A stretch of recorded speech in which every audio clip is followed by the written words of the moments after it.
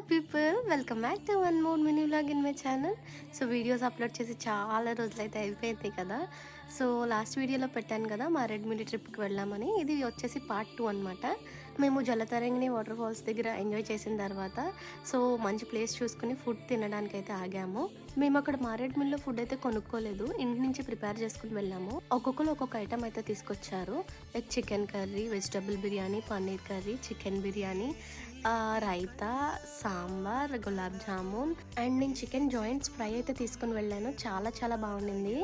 Food తినిన తర్వాత మేమైతే అమృతధార అనే వాటర్ ఫాల్స్కి వెళ్ళాము.